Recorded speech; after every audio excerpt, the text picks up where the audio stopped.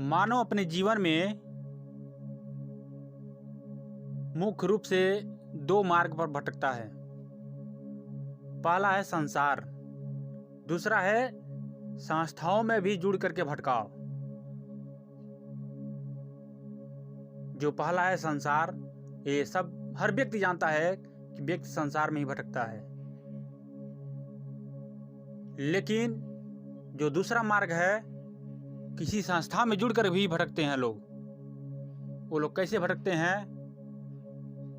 वह उस संस्था के जो भी गुरु है, बाहरी गुरु, पारखी, उसी को सब कुछ मान करके बस अपना दायरा वहीं बना लेते हैं, अपना सीमा वहीं तक बना लेते हैं कि यही सब कुछ है।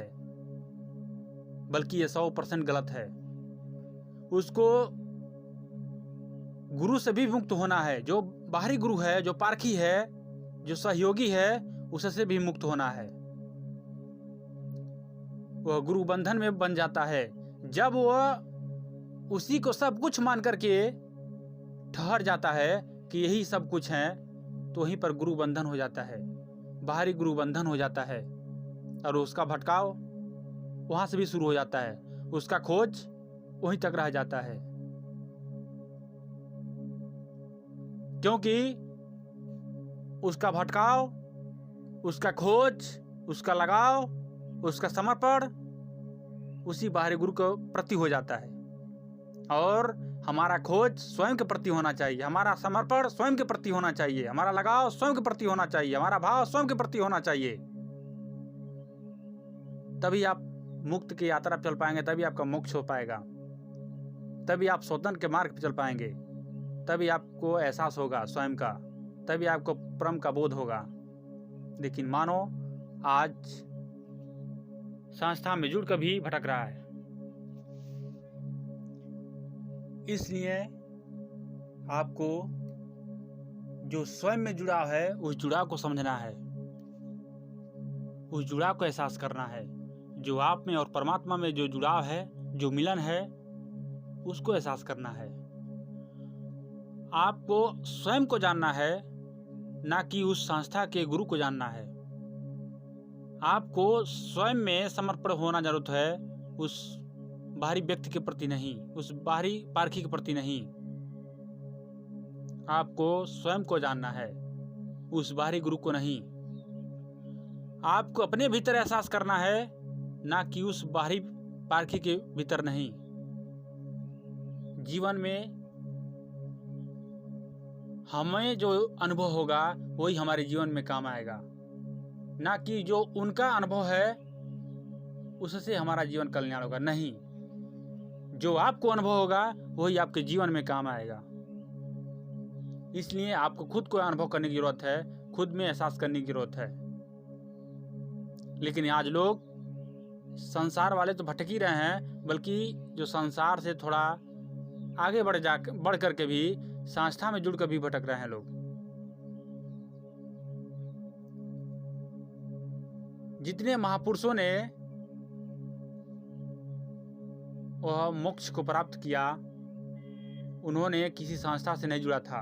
सारे संस्थाओं को जुड़ने के भी बाद वो छोड़ करके अपने भीतर लौटे, अपने भीतर एहसास किए। चाहे वो बुद्ध हो,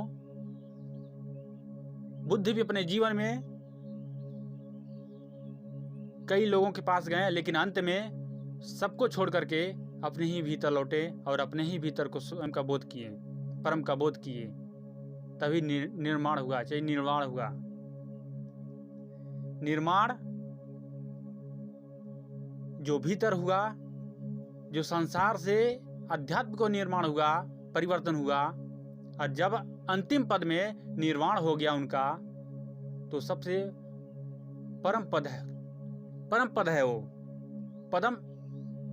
परम पद का एहसास है वो। उस पद का एहसास करने के लिए आपको अपने भीतर एहसास करना पड़ेगा, अपने भीतर उतरना पड़ेगा। इसलिए जितने महापुरुषों हैं वो सारे के सारे अपने भीतर ही लौटें, अपने भीतर ही खोजें। जो आपके संस्था में गुरु है, उनका अनुभव केवल आपको दिशा दे सकता है, लेकिन आपको वहां तक पहुंचा नहीं सकता है। आपका शरीर ही संस्था है। आपके शरीर के भीतर जो सद्गुरु हैं वही आपके पारगुरु हैं। इन्हीं से आपका कल्याण हो सकता है, इन्हीं से आपका एहसास हो सकता है। इसलिए मानव आज दो जगह भटक रहा है। पहला तो संसार में, दूसरा किसी संस्था में जुड़कर भी भटक रहा है। सारा कुछ उसी बाहरी गुरु को मान करके बैठा है और अपना यात्रा पूर्ण रूप से कर ही नहीं पा रहा है। जब आप किसी व्यक्ति को सब कुछ मान करके बैठ जाएंगे तो आपका खोज वहीं तक रुक जाएगा, आपका भाव वहीं तक रुक जाएगा, आपका खोजने का ढंग वहीं तक रुक जाएगा, आपका समर्पण वहीं तक रुक जाएगा। जहाँ जीवन में किसी व्यक्ति के प्रति बाधा हो गया वो जीवन सफल नहीं होगा। उस जीवन में एहसास करना है तो आपको स्वतंत्र मार्ग पर चलना पड़ेगा, स्वतंत्र एहसास करना पड़ेगा। इसलिए अपने जीवन में स्वतंत्र रूप से जो आपके भीतर सद्गुरु हैं उसके सानिध्य में हो जाइए। जो मानव का तन मिला है उसको समझ लीजिए, आपका जीवन धन्य हो जाएगा।